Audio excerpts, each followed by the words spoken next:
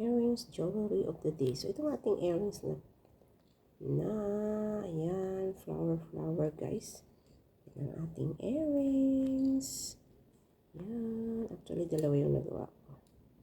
Earrings of the day, Daisy.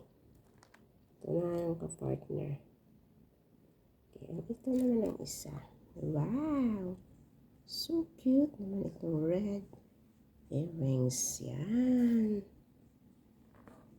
Dangling muna tayo, guys. Bakit itong danglings ka?